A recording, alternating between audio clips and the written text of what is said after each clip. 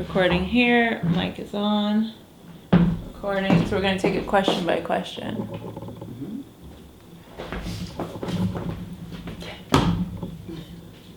Hello, I'm Riana Milne, and welcome to the show Lessons in Life and Love, where I bring you special guests to give you cutting-edge information to help you improve your overall life satisfaction and increase fulfillment in all your relationships.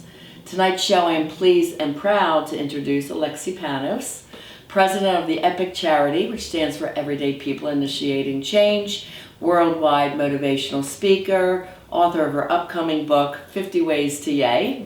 Yay! A TV host seen on the HGTV, the History Channel, the NFL Pro Show, E! Entertainment News, recipient of the Top 100 Creatives Changing the World in Origin Magazine, and an all-around great kid. And I'm able to say that because she's also my daughter. That's right. So I welcome Alexi Panos. How are you, honey? Thank you. I'm good. Good. Well, first of all, I want to congratulate you and tell you I'm so proud of everything that you've done to be out there changing the world. I mean, I'm always so proud of you. And the people I meet who know you, they just say you're such an inspiration to the world. So I appreciate you coming on the show.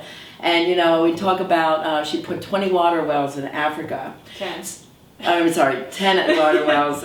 You put 10 water wells in Africa. Mm-hmm. So I wanted to ask you, at what age did this motivation or spiritual calling come to you? I think I've had multiple awakenings. I've had multiple aha moments. Mm-hmm. I think at a young age, you did a great job of instilling a love of learning in mm-hmm. me, and I think that's the one thing that really catapulted where I'm at right now. So learning and always wanting to expand my knowledge base led me down the spiritual path of figuring out who I am and why I'm here and what my purpose is. And that calling has always been so deep rooted in my life. And then through that, I think my life has kind of taken various missions. Obviously, I've done a lot. With EPIC, my first aha moment was, I was singing and I was on the road with these multi-millionaires and these famous artists, and I was living the life that every teenage kid would have dreamed for. Right. And what do you think gave you that success level when every kid wants to be the pop star when you were growing up, in the days of, Britney Spears and so forth?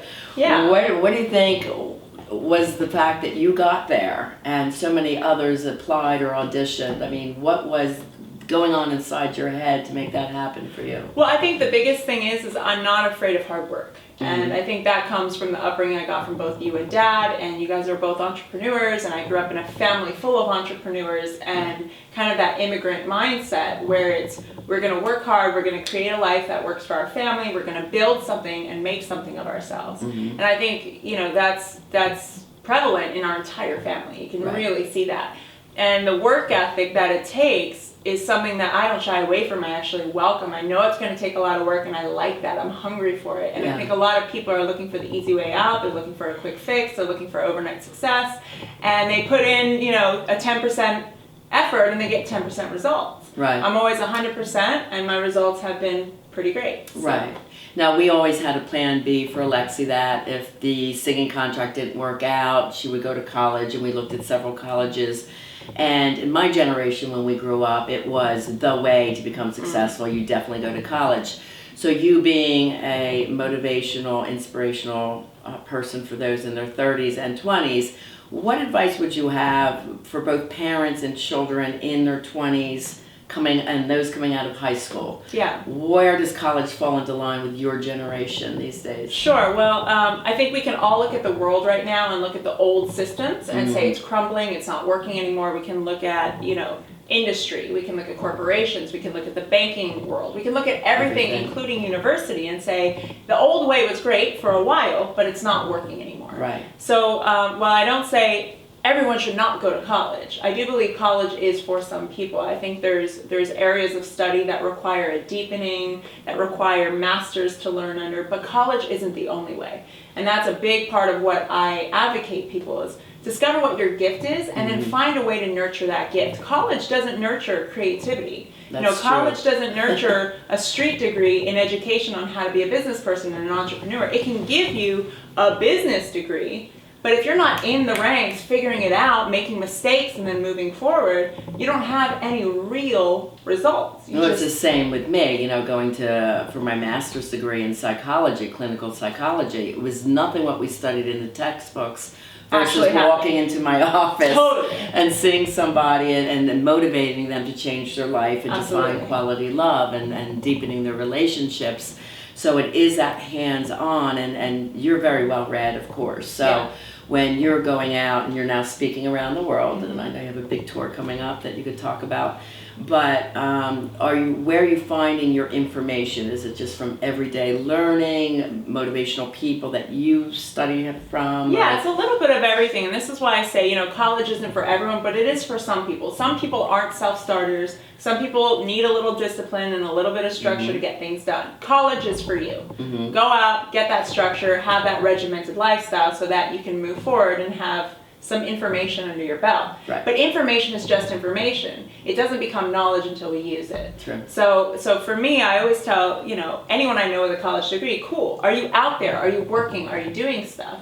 And for me, I do read books. I read thousands of books. I love books. Right. It's like sitting down and having coffee with someone who's done it a gazillion times and better. That's when I wouldn't let you watch TV Sunday night through Friday, and because I said either read or do something creative. And it definitely paid off. I mean, you being a child growing up with a creative mom and one that instilled education and learning, as a child, what would you advise to parents to help raise kids that are motivated and successful? Well, I would say foster who they already are. Don't try and make them someone that you want them to be. Don't try and make them into a creative kid. Kids are creative, human beings are creative, we're all creative, we're creative beings, we're constantly creating the world. But foster who they are, foster their gifts, foster what they love, don't pressure them to. I know so many kids, so many friends of mine who are pressured into athletics, or who are pressured into law or a doctorate degree because that's what their parents wanted for them. And then, you know, hundreds and thousands of dollars later,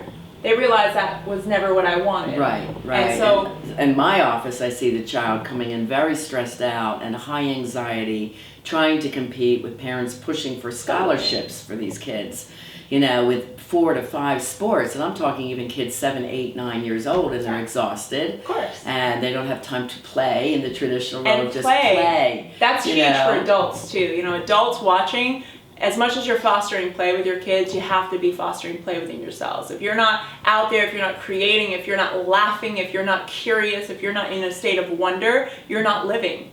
Then you're just a robot on a wheel. And we're here for more than that. And play is such an important part. Don't take it away from your kids at a young age because you're worried about them and you want them to be successful. Foster play, foster creativity, foster nurturing what they're gifted at. Everyone has a gift in something. Nurture what their natural gift is. That's true. When I was a counselor in the schools, you know, I worked with emotionally upset children.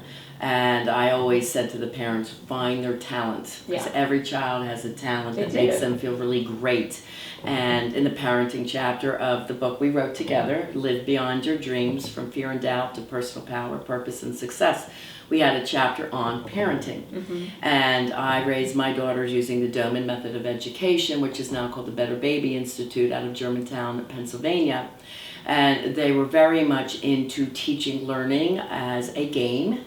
And I started your learning early at age 2, and by 2.5, 3, before you were 3, they were reading books. And I took them into kindergarten and I said, what are you going to teach my children? They said, well, we start with this is letter A and this is letter B. And I picked up a book. I said, honey, read the book for the teacher, you know, because you were reading. So the children are sponges in the early years. And it's so important that you do some studying, some work on that if you're a parent, because you are such the role model and mentor and shaping their entire lives in those early years. Yes, and I want to chime in. Absolutely, that is so huge, and that's why I am the way I am, and my sister is as well. We love to learn, and we love to constantly grow and stretch ourselves. But I'll also say you're always teaching, even when you're not teaching. Energetically, you're showing up and you're teaching your kids something. So also be aware, like that's our responsibility as adults. I'm not a parent yet, but I know that's something I'm going to be really conscious of. Right. Is what am I teaching them when my mouth is quiet and I'm just sitting still? Am I teaching them bitterness, resentment, depression, anxiety, and then putting on a good face when I talk to them and be a good mom? Or can I work on that and always be the space for love, always be the space for them to come and be honest? And that's one thing that you did great at. I love that if I broke a dish in the kitchen, which remember right, I did, I remember that I was story. so afraid because I was like, oh my gosh, I'm going to get in trouble. And then she found little shards of the porcelain right. as I tried to clean it up. And she's like, what happened? Tell me what happened. And you can always come to me and tell me stuff. And it's better that I know because then I can help you. And that right. instantly switched my mind from I'm going to get in trouble, she's going to punish me, to, oh, she's my friend and she's going to help me. She's here to support me. So that's a huge thing as well. Energetically, we're always teaching everyone. Always not just teaching. And I teach my parents that the role of a parent is to be the teacher. And the word discipline comes from the Bible. It means to teach. So it is our job to teach our children a better way. No, they're not supposed to know better.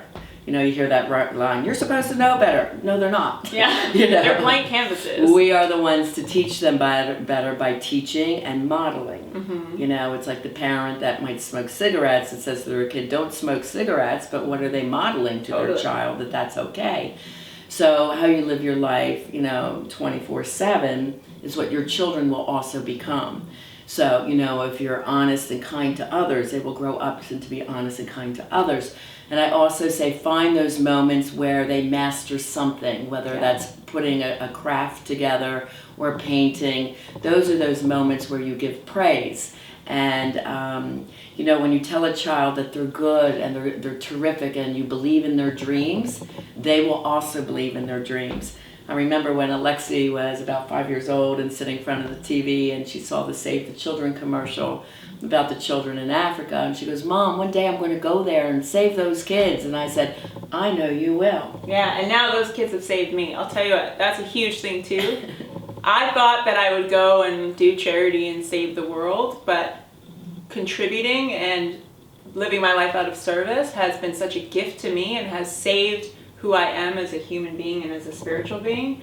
Because I'm so driven, I can get into the go, do. Right.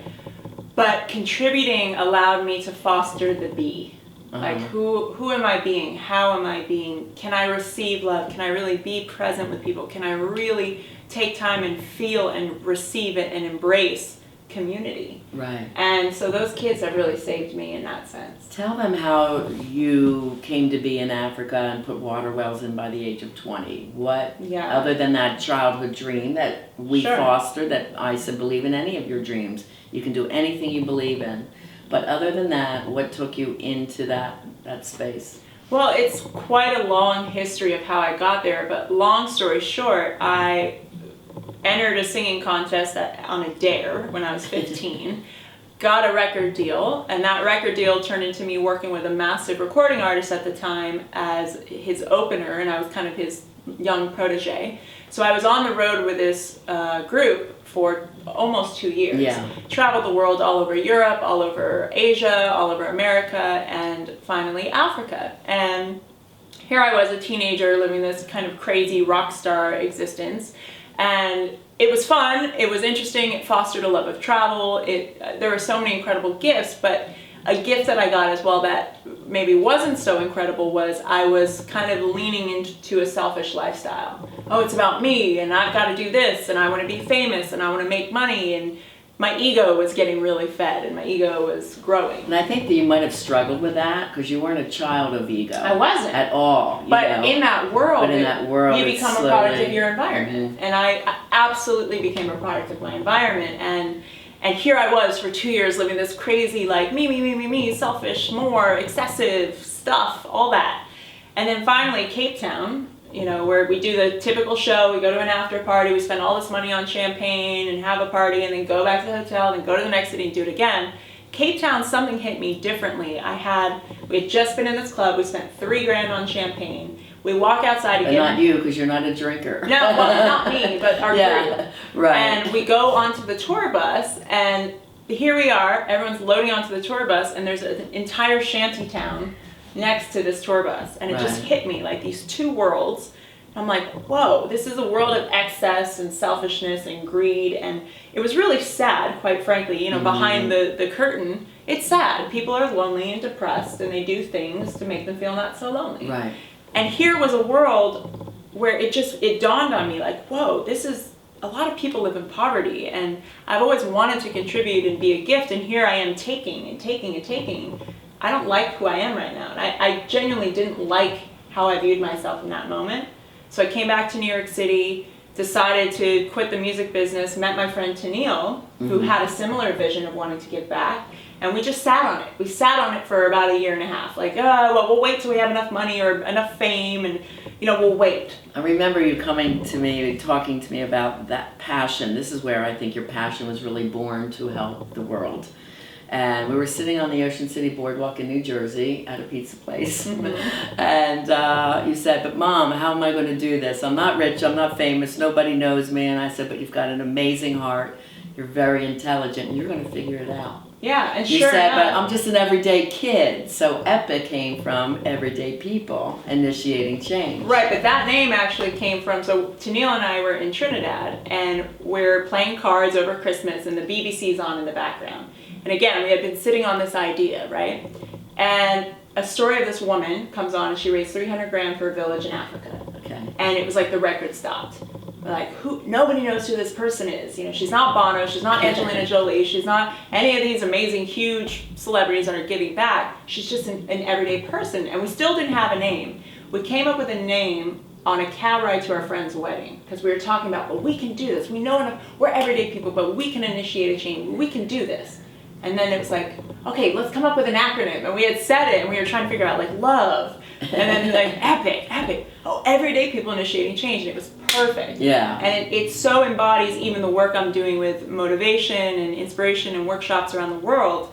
We're all everyday people, all of us. Even if you're rich and famous, you're an everyday person. And we all get to initiate a change in our lives and in the lives of others if we choose to do so and lead that path. And every day is a choice. It is. Every It day absolutely is a choice. is. All right, So- pause. I'm going to stop and then do Whoa, the next one clip. second. I have to say we're pausing for a commercial break. I know, but